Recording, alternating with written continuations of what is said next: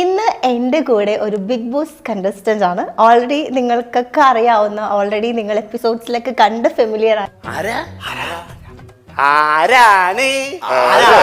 RJ Binsy, welcome. Hi. മസ്താനിയോട് ഇന്ന് മസ്തിയായിട്ട് ഞാനുണ്ട്.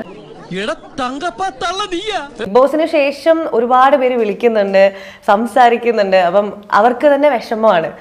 എന്താണ് ബിൻസി, ഞങ്ങൾ വിചാരിച്ചില്ല, ഞങ്ങൾക്ക് സങ്കടം. അവരെ ആശ്വസിപ്പിക്കലാണ് ഇപ്പോഴത്തെ ഒരു കറന്റ് സ്റ്റേജ്. കുമാര തള്ളല്ല, സത്യമായിട്ടും അവിടെ പോയാലും ആളുകൾ നമ്മൾ ഐഡന്റിഫൈ ചെയ്യുന്നു. ഓടി വന്നിട്ട് ആദ്യം പറയുന്നത് ഒരു സങ്കടമാണ്, പിന്നെ ഒരു സെൽഫി എടുക്കും.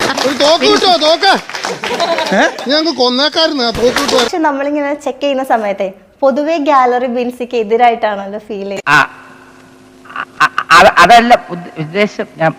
യൂട്യൂബ്സിന്റെ അടിയിലും റീസെന്റ് ഇന്റർവ്യൂസിന്റെ താഴെയൊക്കെ ബിൻസി എവിക്റ്റ് ആയത് നന്നായി എന്നുള്ളൊരു കൈൻഡ് ഓഫ് കാര്യങ്ങളാണ് പ്രേക്ഷകരുടെ അടുത്തുനിന്ന് കാണുന്നത്. അങ്ങനെ ചോദിച്ചാ എന്നവരങ്ങനെ പറയട്ടെ. സത്യം എന്താണെന്ന് എനിക്കറിയാം. ബാക്കിയുള്ള ഒരു മെജോറിറ്റി, എനിക്ക് തോന്നുന്നു 80% ആളുകൾക്കും അറിയാം. ബാക്കി 20% പറഞ്ഞോട്ടെ, അവർക്കൊരു സുഖം കിട്ടുന്നുണ്ടെങ്കിൽ കിട്ടട്ടെ. അയ്യോ, എന്നിട്ട് എന്ത് പറ്റി? ഓക്കെ, അപ്പം ആ 20% ആളുകൾ, അത് ശരിയാണ്. ഇപ്പൊ ഏതൊരു കാര്യത്തിനും നെഗറ്റീവും പോസിറ്റീവും ഉണ്ടാവും. പക്ഷെ ചെക്ക് ചെയ്യുന്ന സമയത്ത് ബിൻസി എവിക്റ്റ് ആയത് എന്തുകൊണ്ട് നന്നായി എന്നാണ് പൊതുവെ ആളുകൾ പറയുന്നതായിട്ട് കേൾക്കുന്നത്. അതുപോലെ ഈ പറഞ്ഞ 20% ആളുകൾ പറയുന്നത് വെച്ചിട്ട് മിഡ് വീക്ക് എവിക്ഷൻ വന്നില്ലായിരുന്നെങ്കിൽ ബിൻസി എവിക്റ്റ് ആവേണ്ട ഒരാളല്ലായിരുന്നു. കാരണം അതില് കുറച്ച് വാഴകളൊക്കെ സേവ് ആയിട്ടുണ്ട്.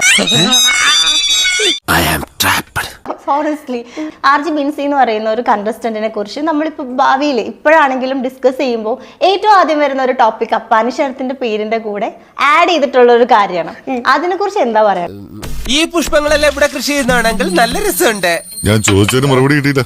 സത്യം പറഞ്ഞാൽ ഏറ്റവും ഞാൻ ഇറങ്ങി കഴിഞ്ഞ് കേൾക്കാൻ തുടങ്ങിയതാണ് ഇതിനെ കുറിച്ച്. ഞാൻ ഇറങ്ങുന്ന സമയത്ത് പോലും ഇങ്ങനെ ഉള്ളിലുള്ളപ്പോ നിങ്ങളെ കേൾക്കില്ല. തൽക്കാലം ഇത്രയും മതി. വരട്ടെ.